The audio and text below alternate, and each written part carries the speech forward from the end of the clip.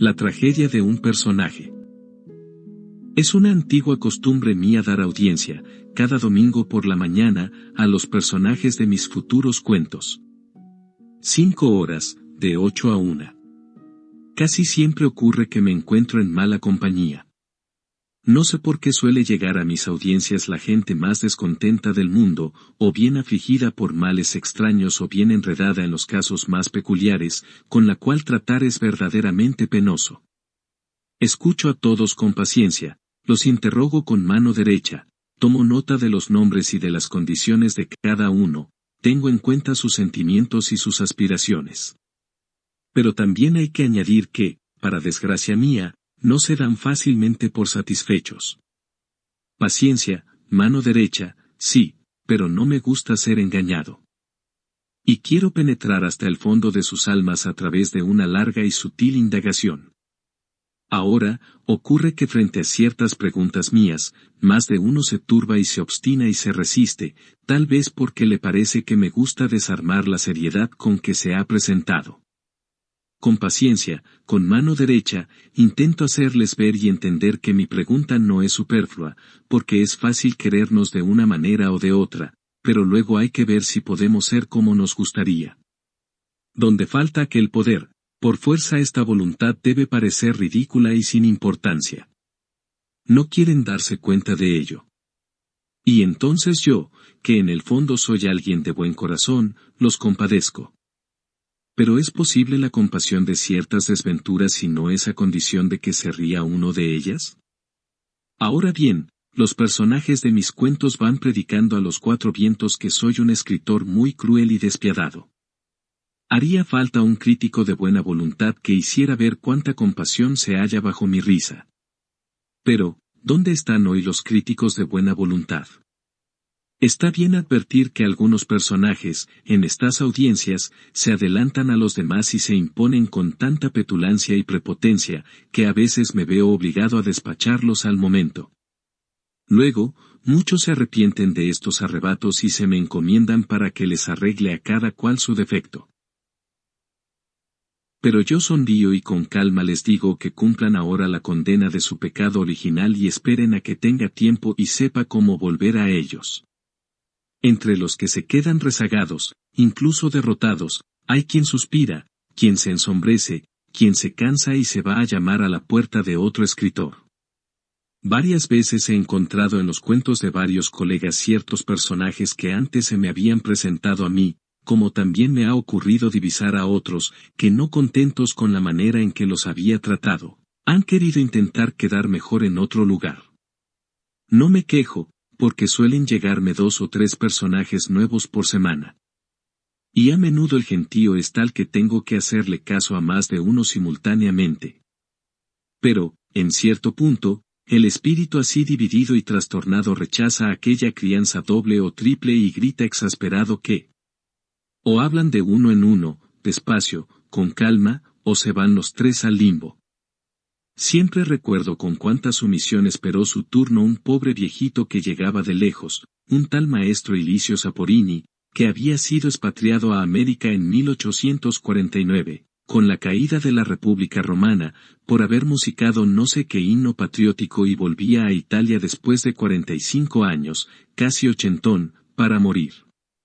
Ceremonioso, con su vocecita de mosquito, dejaba pasar a todos delante de él. Y finalmente, un día en que aún estaba convaleciente de una larga enfermedad, lo vi entrar en la habitación, humilde, con una tímida sonrisa en los labios. Si puedo. Si no le molesto. Oh, sí, querido viejito. Había elegido el momento más oportuno. Y lo hice morir enseguida en un cuento titulado, Música Antigua. Este último domingo he llegado al estudio, para la audiencia, un poco más tarde de lo acostumbrado. Una larga novela, que me había sido enviada como regalo y que esperaba ser leída desde hacía más de un mes, me mantuvo despierto hasta las 3 de la madrugada por las muchas consideraciones que me sugirió un personaje, el único realmente vivo entre tantas sombras vanas.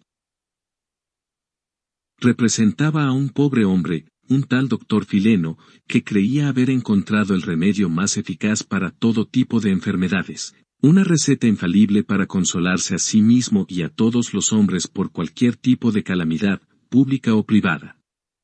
Realmente, más que remedio o receta, el del doctor Fileno era un método que consistía en leer de la mañana a la noche libros de historia, y en ver el presente también como historia, es decir, como algo ya muy lejano en el tiempo e impostado en los archivos del pasado. Con este método se había librado de cada pena y fastidio y había encontrado, sin necesidad de morir, la paz, una paz austera y serena, teñida de aquella tristeza sin añoranza que conservarían los cementerios en la tierra incluso cuando todos los hombres hubieran muerto.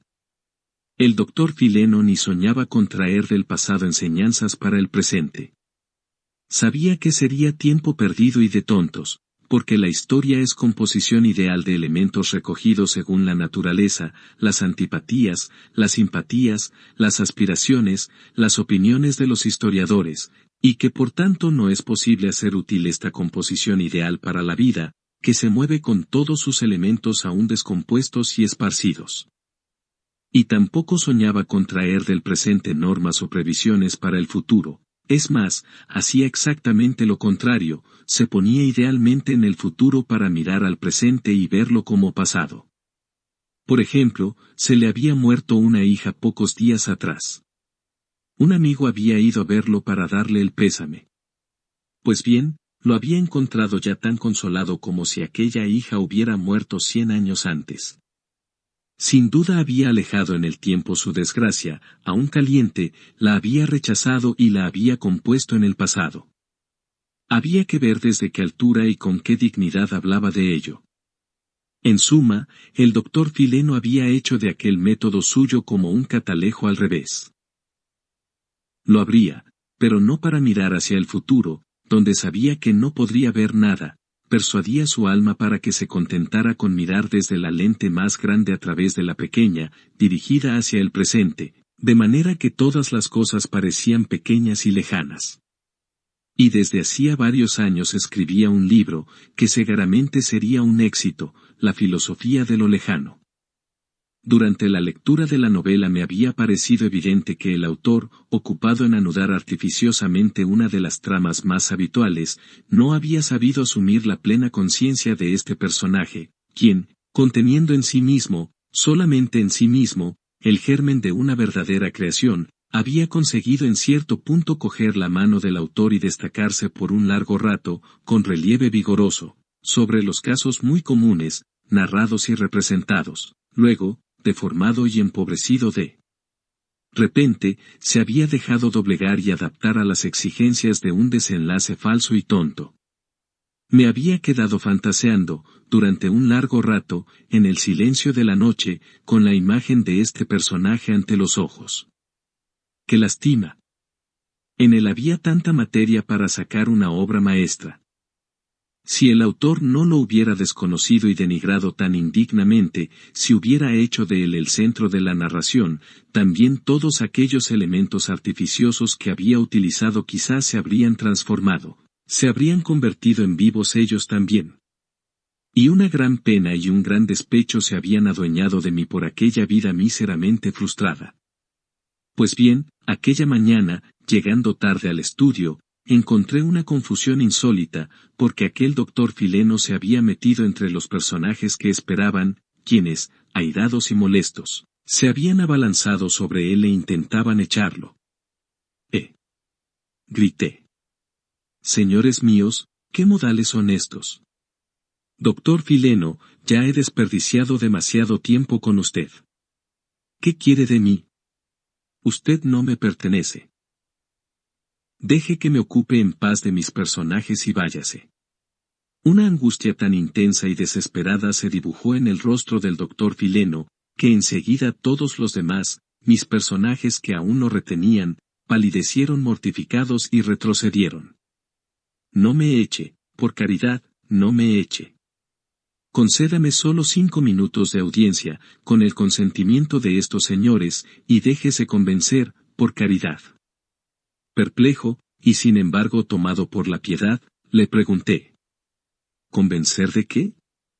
Estoy muy convencido de que usted, querido señor, merecía haberse encontrado en mejores manos. Pero, ¿qué quiere que haga? Ya he sufrido suficiente por su suerte, ahora basta. ¿Basta? Ah, no, por Dios. Exclamó el doctor Fileno, todo el cuerpo ardiendo por la indignación. Usted habla así porque no soy cosa suya.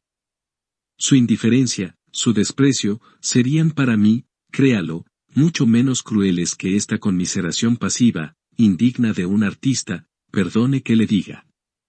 Nadie puede saber mejor que usted que somos seres vivos, más vivos que los que respiran y llevan vestidos, tal vez menos reales, pero más verdaderos. Se nace a la vida de muchas maneras, querido señor, y usted sabe bien que la naturaleza se sirve del instrumento de la fantasía humana para proseguir con su obra de creación. Y quien nace gracias a esta actividad creadora, que tiene su sede en el espíritu del hombre, es destinado por la naturaleza a una vida muy superior a la de quien nace del vientre mortal de una mujer. A quien nace personaje, a quien tiene la suerte de nacer personaje vivo, le puede traer sin cuidado la muerte. No morirá. Morirá el hombre, el escritor, el instrumento natural de la creación, la criatura no muere nunca. Y para vivir eternamente no necesita dotes extraordinarias o realizar prodigios. Dígame quién era Sancho Panza. Dígame quién era Don Abbondio. Uno de los personajes principales de la novela Los novios de Alessandro Manzoni, sin embargo, viven eternamente porque, gérmenes vivos, tuvieron la suerte de encontrar una matriz fecunda, una fantasía que supo criarlos y nutrirlos para la eternidad. Sí, querido doctor, todo esto está muy bien, le dije. Pero aún no veo qué puede querer de mí. Ah, no, ¿no lo ve? Dijo el doctor Fileno. ¿Acaso me he equivocado de calle? ¿Acaso he caído en un mundo extraterrestre? ¿Qué clase de escritor es usted? Perdone que le diga. Entonces, ¿usted realmente no entiende el horror de mi tragedia? Tener el privilegio inestimable de haber nacido personaje, hoy en día, quiero decir hoy que la vida material está tan plagada de viles dificultades que obstaculizan, deforman, empobrecen cada existencia. Tener el privilegio de haber nacido personaje vivo, destinado, aunque en mi pequeñez, a la inmortalidad, y sí, Señor, haber caído en aquellas manos, ser condenado a sufrir injustamente, a ahogarme en aquel mundo artificioso, donde no puedo ni respirar ni dar un paso, porque todo es simulado. Falso, cavilado. Palabras y papel. Papel y palabras.